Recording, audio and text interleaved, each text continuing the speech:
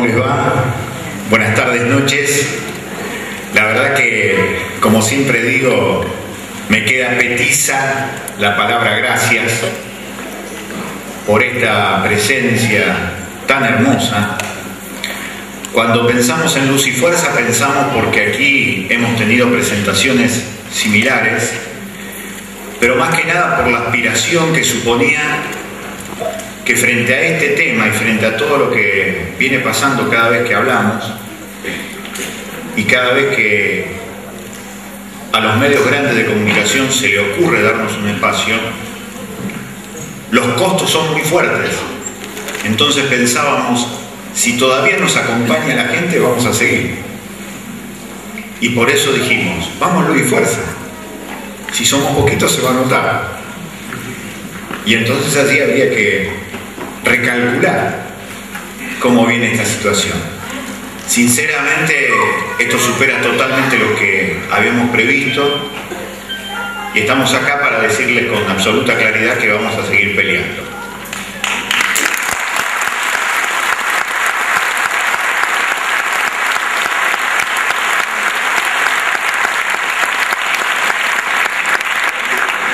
No peleamos contra una banda,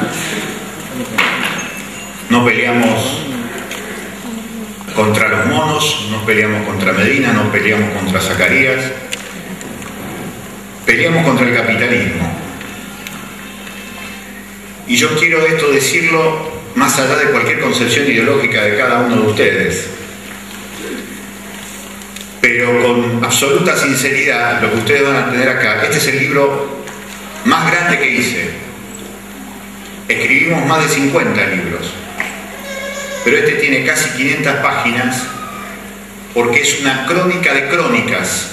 Acá hay mucho trabajo de otros periodistas que extraordinariamente le ponen el cuerpo como pueden a la crónica policial todos los días, a la crónica de tribunales todos los días, pero cuando lo pones en la dimensión del libro ocurre lo mismo que cuando ves una película, lo ves en grande, ya sale de la página del diario, ya sale de la página de internet y se mete en el contexto de un libro, y los datos, esos periodísticos que se terminan perdiendo en el día, terminan explicando el concepto de cómo es esta historia que nos toca atravesar en los últimos 50 años aquí en nuestra región. Porque de eso se trata. En este libro ustedes van a encontrar todo un desarrollo. Nosotros el primer libro que escribimos sobre el tema se publicó en el año 2000, pero empezó a escribirse en el año 1998. Primero porque había dos sacerdotes extraordinarios, Joaquín Núñez en la zona oeste de la ciudad de Rosario y Edgardo Montaldo en la zona norte de Rosario, que nos decían en 1998 las pibas y los pibes se están matando por discutir una esquina para vender drogas. Joaquín me llegó a decir, en los últimos 2 años perdí 10 chicos entre los 14 y los 16 años, año 1998. Nosotros escuchamos eso y escuchamos además cuando fuimos a buscar una interpretación de esto a la delegación de la Policía Federal en la calle Francia y 3 de Febrero, que allí está la delegación de la Policía Federal vinculada a la cuestión de drogas peligrosas. Allí había un comisario que se llama Oscar Álvarez. Y Oscar Álvarez nos dijo en ese octubre de 1998 que la mayor cantidad de droga entra a Rosario, la mayor cantidad de cocaína entra en Rosario, insisto, octubre de 1998, por los puertos privados de San Lorenzo y por los muelles rosarinos. Nosotros lo publicamos, en aquellos tiempos trabajábamos para la primera etapa del diario El Ciudadano, fundado por el señor Orlando Viñati, que algún día tendrá que ser investigado por lavador de dinero, que hoy es el presidente del comité editorial del diario La Capital y el titular de ámbito financiero. Nosotros trabajando para ese diario publicamos lo que nos dijo en aquel momento Oscar Álvarez. En aquel momento Carlos Corach, el ministro del Interior de Menem, lo llamó a Oscar Álvarez y Álvarez me llama desesperado para ver cómo podía corregir lo que él me había dicho. Digo, no hay forma, ya está, vos lo dijiste, esta es tu verdad. Terminaba alojándose en las primeras páginas de uno de los diarios de la ciudad. Nadie reparó eso, se miró para otro lado, se siguió para adelante, y hoy Oscar Álvarez es comisario de la Policía Metropolitana de Macri en Buenos Aires. Y por los puertos de San Lorenzo, Puerto General San Martín, y durante mucho tiempo por los muelles de Rosario, pasó cualquier cosa. Tanto pasó cualquier cosa que recién en el año 2013 la Auditoría General de la Nación, con Depuy a la cabeza, sacó un informe diciendo que no había escáner en los puertos de San Lorenzo, Puerto San Martín, Rosario, Ramallo y San Nicolás. Chocolate por la noticia. 15 años después, en el año 2013, a todo esto, el barrio La Tablada, que era un barrio de trabajadores, obreros de la carne y obreros portuarios, comenzaba a tener cada vez más cantidad de asesinatos, porque había comenzado la reconfiguración del puerto de la ciudad de Rosario. La historia política del narcotráfico en nuestra zona es la historia política de la reconfiguración económica de nuestra zona. Cuando muchos dirigentes se cansan de decir hay que seguir la ruta del dinero del narcotráfico y después nunca se sigue, en realidad lo que hay que seguir es la historia del dinero de los últimos 40 años, en Rosario y en la Argentina. En ese año, en 1998, ocurrieron dos hechos enormes. Se privatizó el Banco Provincial de Santa Fe. 135 años de historia social constituida por generaciones y generaciones de 19 departamentos de la provincia de Santa Fe. Entregaron el Banco Provincial de Santa Fe a los hermanos Ron, que en aquel momento tenían el Banco General de Negocios en el Uruguay. Pucci Ron se terminó muriendo hace un mes atrás, preso por narcolavador. Cuando nosotros denunciamos que esta maniobra estaba auspiciada por Menem y la última administración, una de las administraciones del peronismo en la provincia, nos dijeron que estábamos locos. Le entregamos el Banco Provincial de Santa Fe a narcolavadores, 1998. En ese año vino también la privatización del puerto de Rosario. Estaban los puertos que venían de España y un ignoto capital filipino, la empresa ICSI, que ofreció el doble de lo que ofrecían los españoles. Nunca se supo si llegó ese dinero. Lo cierto es que se lo dieron a los filipinos. ¿Cuál era el objetivo de los filipinos? Exportar la producción de autos de la General Motors. Los filipinos se quedaron 2 años y cuando presentaron el balance de gestión pusieron exportación de autos, para que quede claro, 0. ¿Qué hicieron durante 2 años? A nadie le importó. Así comenzaba a demostrarse lo que significaba la construcción de esto. El narcotráfico viene de arriba hacia abajo, es un típico negocio del capitalismo. Primero se asienta el dominio económico de la zona con los delincuentes de guante blanco, los que están siempre acá en el centro, que nunca están en los barrios, que nunca serán allanados, a los que nunca les llegará gendarmería, a los que nunca les llegará prefectura. Los tipos que están en Rosenthal, por ejemplo, los gordos de Corrientes. 4 asesinatos de tipos que salen de Rosenthal en los últimos 2 años. Lavado de cereal, lavado de dinero. Y después el verso, vamos a investigar la ruta del dinero. Y los robocops de gendarmerías armados hasta los dientes y con los cascos están en Villa Flamarión, en Emaús, armados hasta los dientes, metiendo miedo, y en un primer momento ese miedo que meten para mucha gente fue sinónimo de seguridad. Llegaron el 9 de abril, estuvimos presentes ese día durante todo el procedimiento.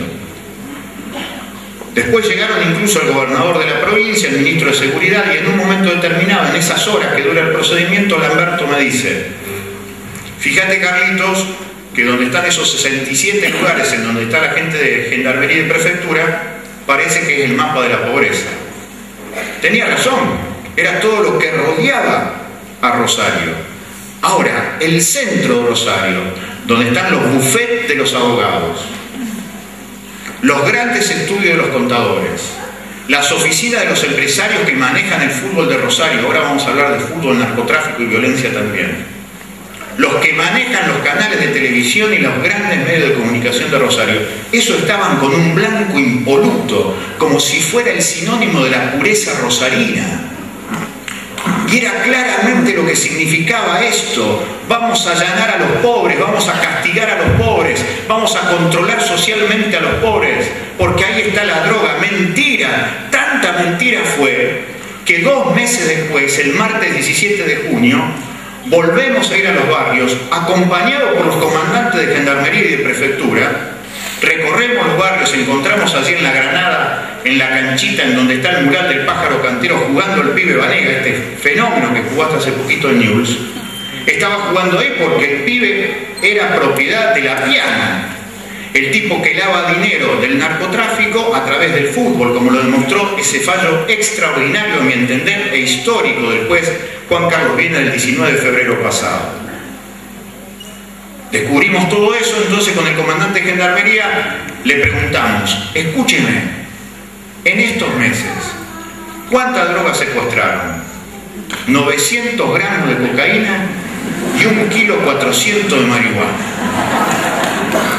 Un verso fenomenal. Los que venían a combatir el narcotráfico, en 2 meses, con 67 allanamientos, produjeron el secuestro de 900 gramos de cocaína y 1,4 kg de marihuana. En 67 lugares distintos, con 1.800 funcionarios entre Policía Federal, Prefectura y Gendarmería. ¿Qué vinieron a hacer? A ocupar territorialmente los barrios. ¿Por qué vinieron a hacer eso? Y acá está la otra cuestión que explica el segundo subtítulo que tiene el libro. Vinieron a hacer esto porque en enero del 2014 Antonio Bonfatti y el doctor Lamberto son convocados por el imperio, son convocados por Estados Unidos. Le dan un premio por lo que han hecho en seguridad. Era curioso ese premio. Veníamos del año 2013 con 264 asesinatos. 22 asesinatos cada 100.000 habitantes, 4 veces la tasa de homicidio nacional. Era curiosísimo ese premio que le daban ahí a Bonfatti y a Lamberto, premio a la seguridad. Lo que se leía en las crónicas, que en realidad se daba ese premio porque Bonfatti había sido casi asesinado el 11 de octubre del año pasado cuando le balean la casa. Pero lo más impresionante es lo que vino después. Firman convenio con el FBI y la DEA para que el FBI y la DEA vengan a dar instrucciones a los policías de la provincia de Santa Fe. Lo mismo que hizo Carlos Reutemann cuando asumió, nosotros lo ponemos en el libro, y los trae a los muchachos del FBI y la DEA para adiestrar a los policías provinciales. De esos policías provinciales adiestrados por la DEA y la FBI, 124 estuvieron siendo investigados hasta hace un mes por enriquecimiento ilícito. Es decir, era un mandato del imperio.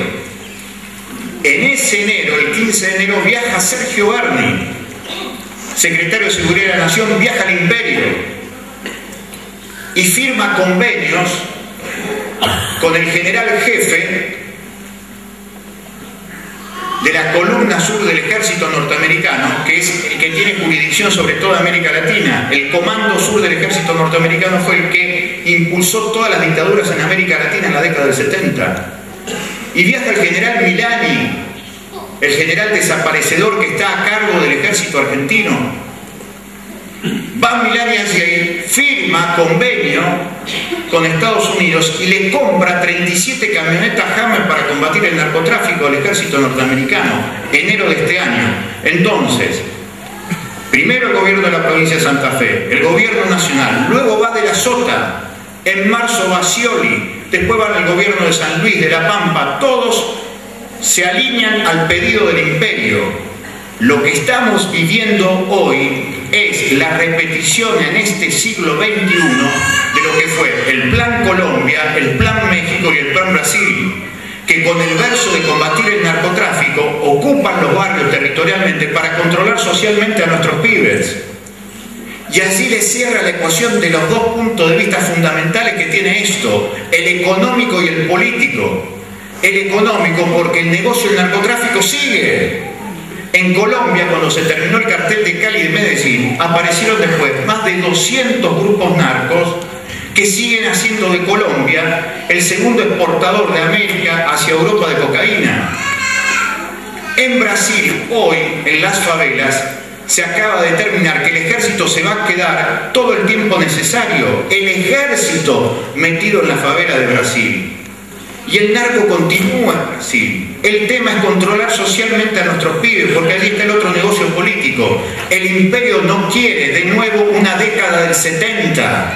No quiere que los pibes se hagan revolucionarios. No quiere que se cuestione el sistema y por lo tanto nos droga, como en aquel momento nos desapareció, nos desocupa y en todo caso después nos convierte en delincuentes.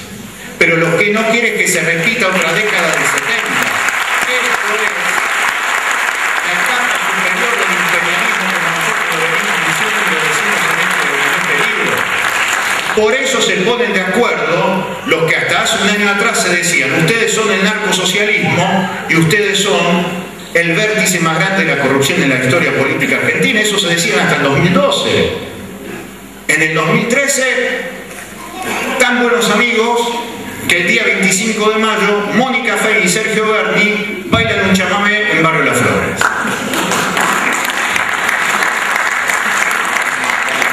Una imagen que sintetiza que en algún momento nos tomaron de estúpidos, o en los dos momentos nos tomaron de estúpidos.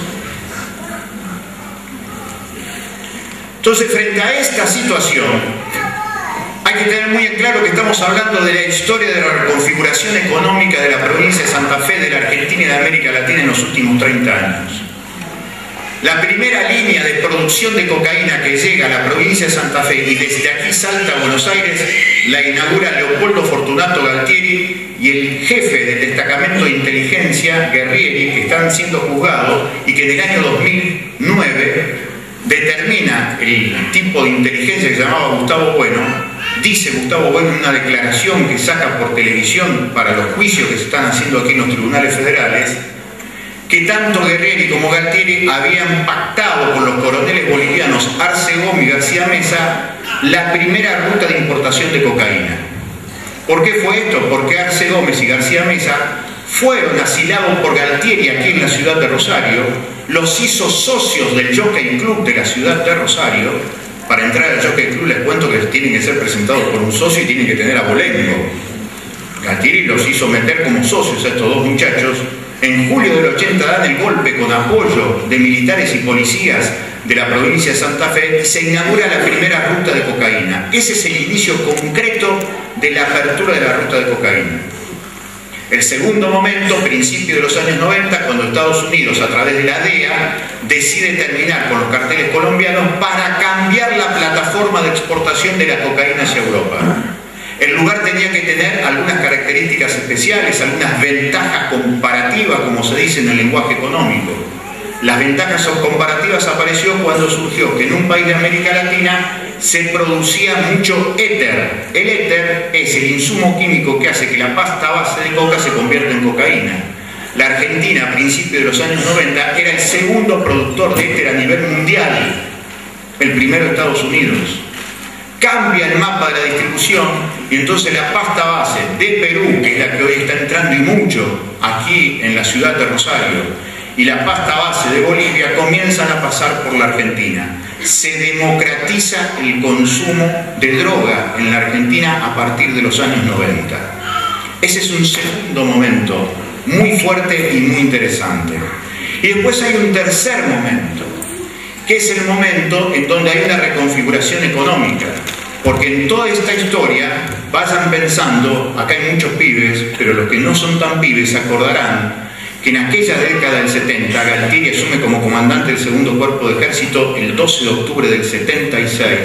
En aquella época, en Rosario, la característica era ciudad obrera, industrial, portuaria y ferroviaria. Con trabajo en cada barrio. El pibe que estudiaba en la secundaria salía de la secundaria y trabajaba en la tiendita, en el comercio del barrio, en la pequeña empresa, en la industria del barrio. Eso fue arrasado. En los años 90 no quedó nada. La desocupación se triplicó, la pobreza se triplicó. Vino el 2001, la reconfiguración a partir de esa especificación asimétrica, esta cuestión de lo que significaba las exportaciones agroindustriales, pero en los barrios no reapareció nunca más el trabajo apenas el pibe sale de la secundaria. Y silencio de los grandes partidos políticos. Ni una línea para explicar el dolor del pueblo que no tenía trabajo para sostener materialmente el sueño de un pibe. Ni siquiera nos dieron palabras. Dijeron barrio Las Flores, el barrio de los saqueos. ¿Se acuerdan? En 1989 los primeros saqueos, a partir de ese momento satanizaron al barrio Las Flores. No había más laburo en el barrio. Año 2011, reconfiguración económica, la Argentina vinculado a todo lo agroexportador. El 80% de las exportaciones pasan por acá, por el puerto de Rosario y el puerto de San Lorenzo. Primera conclusión, la mayor cantidad de guita pasa por acá, y cuando decimos la mayor cantidad de guita, decimos la mayor cantidad de guita legal e ilegal. Legal e ilegal, por donde pasa la mayor cantidad de plata, pasa también la mayor cantidad de plata ilegal. Por eso Rosario. Acá hay todo un capítulo sobre esa caracterización. Por eso Rosenthal. Por eso esta cuestión de los clubes de fútbol rosarinos. Eduardo López asume como presidente de News. Y en esas funciones del año 2000 ya lo acusan de lavado de dinero por 10 millones de dólares. ¿Quién es su principal mano de obra? Su principal jefe de mano de obra, Roberto Pimpi Camino, distribuidor de droga de la zona sur del barrio municipal. Lo asesinan como regalo de cumpleaños para López, el día de cumpleaños de López, el 19 de marzo de 2010. Miren qué pedazo de regalo le hicieron a López. Le mataron al Pimpi Camino, que era el que más sabía de él, el día de su cumpleaños. Llega a tal envergadura la dimensión del lavado de dinero a través del fútbol, que hasta el propio Antonio Bonfatti, en medio de una pregunta que le hacían en un programa de TN el año pasado, llega a decir que el narcotráfico empezó con la barra brava de News. Una absoluta bestialidad. Pero eso tenía que ver con lo que significaba la dimensión de la distribución de droga a través de esa barra. Del otro lado, en la barra de Central, en la barra de Central comenzaba el despiadado lavado de dinero que se hizo. En el primer tiempo de Scalabino salieron $800.000 por día de Central. Estos muchachos tienen mucho poder de corrupción, por eso han generado mucha impunidad. El vicepresidente actual de Central, un hombre muy vinculado a la sociedad de clase media alta, me llegó a decir que por partido... Pero después, en medio de esto, se produce otra cosa. Surgen en la región negocios paralelos.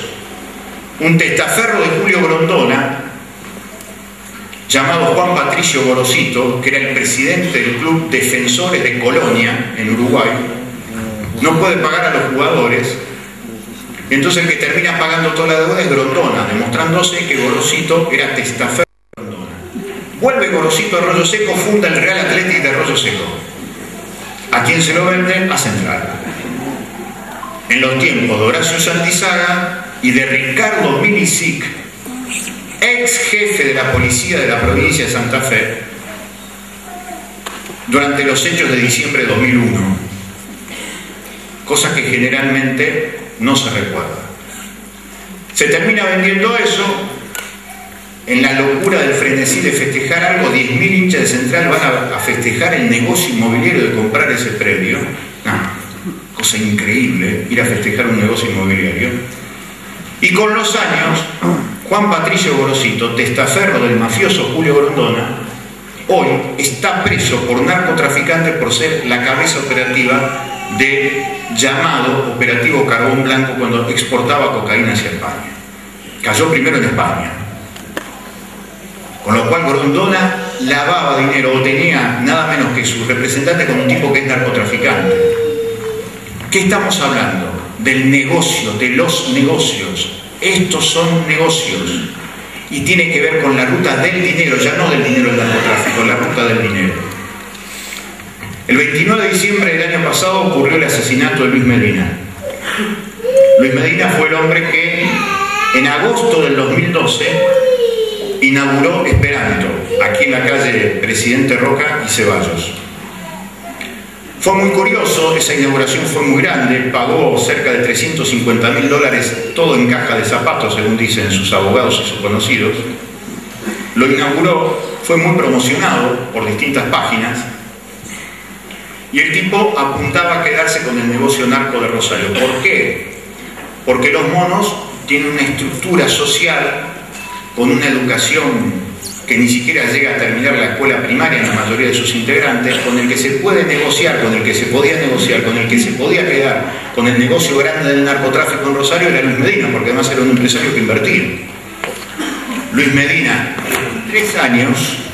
en 3 años pone 4 empresas. 4 empresas con permisos municipales. 4 empresas por donde lavaba dinero del narcotráfico. 4 empresas que tienen testaferros, abogados y contadores, todos contados en el libro, con nombre y apellido, quit, número de documento, está todo ahí. Sin embargo, en la Cámara de Diputados de la provincia de Santa Fe se inaugura una comisión que investiga por qué se manipuló groseramente la MAC de Medina. Cosa que está bien, fue una grosería. ¿Por qué una grosería? Porque alguien del Ministerio de Gobierno de la provincia de Santa Fe tenía mucho miedo de establecerse en esa computadora los contactos que Luis Medina tenía con el Ministerio de Gobierno de la provincia de Santa Fe. Porque estaban en la idea de que Luis Medina se quedara con el manejo de la droga. Ojo que esto va en contra de toda la gente que en el socialismo trabaja muy bien en los barrios para dar inclusión social, y esto lo hacemos para que justamente la gente que labura bien se saque de encima la lacra que tienen adentro. Lo mismo que decimos a nivel nacional. Estamos en un país narco. Los gendarmes que aquí fueron recibidos como si fueran ángeles impolutos e incorruptibles son los mismos que cuidan las fronteras argentinas por donde entran toneladas de cocaína. La Argentina el año pasado fue la tercera exportadora de cocaína a Europa. Somos el primer país consumidor de cocaína en cantidad de habitantes en América. Así que acá no hay ángeles. No hay nadie que pueda llegar a decir nosotros en esto no nos metemos. Están metidos. Están metidos. El ex titular de la Secretaría de Lucha contra la Drogadicción y el Narcotráfico, Rafael Bielsa, nos llegó a decir que todas las instituciones estaban atravesadas por el narcotráfico, incluso la de él. Cuando esto nos lo dijo en el año 2012, pensábamos que iba a ir a fondo sobre esta situación. 2 años después se demostró que efectivamente tenía razón. Porque José Ramón Granero, el titular de la Cedronal entre el año 2003 y 2011, ahora está siendo procesado porque dejó que se fueran de aquí 41 toneladas de efedrina para los narcos mexicanos. A mí me parece que estas cuestiones denuncian que en cada lugar de la política hay gente excelente y hay gente que realmente está en este negocio. ¿Cuál es el costo de todo esto? Los pibes. Nuestros pibes. Nuestros pibes. 264 asesinatos el año pasado, ya estamos llegando a los 160 en este año acá en Rosario. Hay una enorme cantidad de armas al alcance de los pibes, hay una enorme cantidad de drogas al alcance de los pibes. Es más fácil para un pibe hoy acercarse a la droga y a las armas que a un trabajo. En el año 2011 esto se sabía. Hay un informe oficial de la provincia, del Instituto Provincial de Estadística y Censos, que dice con claridad los indicadores socioeconómicos de la encuesta permanente de hogares. 8 de cada 10 chicas y chicos en los barrios populares del Gran Rosario y del Gran Santa Fe no terminan la escuela secundaria. ¿Qué hacen esos pibes? ¿Qué hacen esos pibes? Terminan convertidos en consumidores consumidos, soldaditos inmolados en el perverso altar del dios dinero, que es el corazón real de todo esto que estamos contando. Por lo tanto, la respuesta no viene solamente de la boca del fusil de un Robocop, de un gendarme que va a estar en el barrio metiendo miedo como sinónimo de seguridad y paz. Viene para que una vez y por todas recuperemos aquella ciudad en donde los barrios había laburo, había deporte. El fútbol servía para integrar, no para hacer negocios fenomenales como estamos viendo cotidianamente que ocurre. Inglaterra dominó China en el siglo XIX a partir de lo que se denominó la Guerra del Opio. No podía entrar a China, no podía manejar los puertos de Hong Kong y de otros lugares, y empezó a distribuir el opio. Cuando el emperador definió que ese opio le hacía mal a la gente del pueblo y lo prohibió, Inglaterra puso el grito del cielo porque creyó que esto era un ataque a su potestad económica y comenzó la guerra contra China. El poderío inglés, el poderío del imperio de aquel entonces era enorme. Se quedaron con los puertos más importantes de China. La guerra del opio demostró dos cosas. La droga sirve para el dominio de los pueblos y sirve para el negocio económico. Y en el dominio de los pueblos lo que más se busca es inutilizar a la privada, que no se vuelvan a enamorar de la idea de la revolución, del cambio. El capitalismo se sostiene sobre dos pilares fundamentales: individualismo y consumismo. Individualismo y consumismo. El año pasado, un pibe de 16 años de barrio Emaús me dijo una frase que es la que inaugura el libro. El pibe me dice: yo tengo 16 años. Yo sé que a los 21 me matan o me muero. Tener 30 años para mí es ya ser viejo. Lo único que pido es tener un par de buenas llantas y un celular. Yo ahí me enteré que un par de buenas llantas es un par de zapatillas. No me digas lo que está bien o lo que está mal, porque para lo que vos es estar bien o estar mal, para mí no existe. Yo a los 21 me muero o me matan. Se me caían todas las bibliotecas. Esto que dicen hoy que la expectativa de vida llega hasta más de los 80 años, se te iba todo el diablo. ¿De qué servían los más de 50 libros escritos? No tenía respuesta para el pibe. Pero el pibe me dice algo más. Yo lo único que te pido es que si vos me decís algo, estés ahí al lado mío, cerquita, para ver si lo que me dijiste era verdad o no. Cuando volví a mi casa arrasado por la contundencia de la primera parte de la frase, pero escribiendo de memoria todo lo que me dijo el pibe, cuando arribé a la segunda parte, me di cuenta que el pibe no solamente me dejaba devastado, me estaba proponiendo algo. Me decía del viejo valor de la palabra, que respetara la palabra como decían nuestros viejos, que si vos me decís algo, esté cerquita para cumplirla. Cercanía, afecto, compromiso, estar al lado del otro. Qué pedazo de receta política me estaba ofreciendo ese pibe en medio de la desesperación de lo que él mismo denunciaba de sí mismo. Yo creo que ahí está la gran esperanza.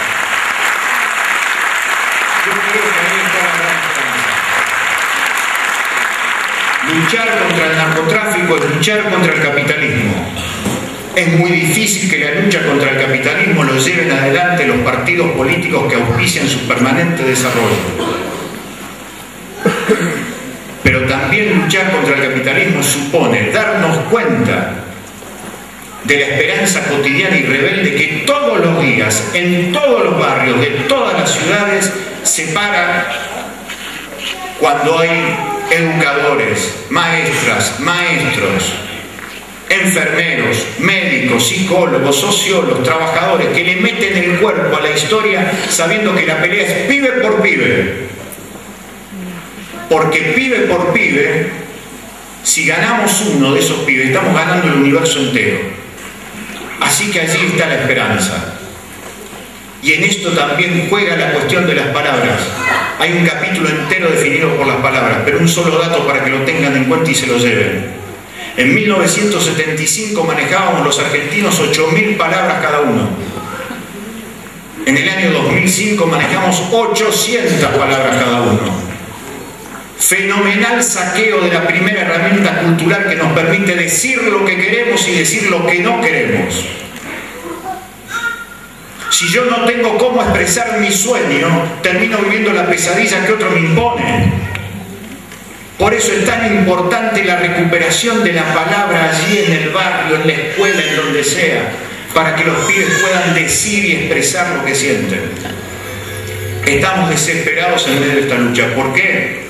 Porque seríamos muy malos padres si nos conformamos solamente con dejar a nuestras hijas conforme levantando la torta y cantándole feliz cumpleaños. Tenemos que hacer algo más. Y hacer algo más, como siempre, es luchar por cada uno de los pibes, juntándonos desde lo cercano hacia lo lejano, sabiendo que hay gente buena en casi todos los lugares, pero también diciéndole a esa gente buena que tiene cargos institucionales que denuncie la corrupción que está dentro de la política, de los sectores empresariales, de los sectores judiciales y dentro de los sectores eclesiásticos. Porque, como bien dijeron los muchachos, esta maravillosa murga que hoy nos presentó este libro, no todo se agota en la policía.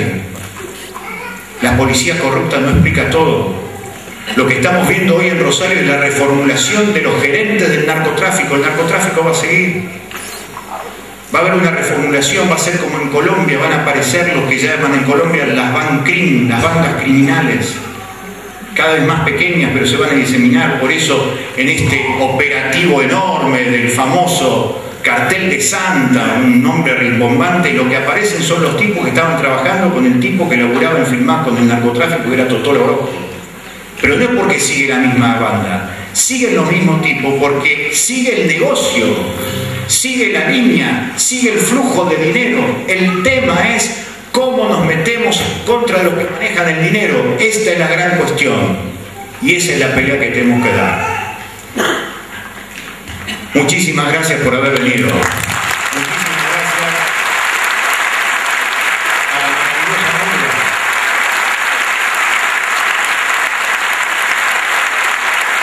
Y a todos los que ponen el cuerpo todos los días en los barrios.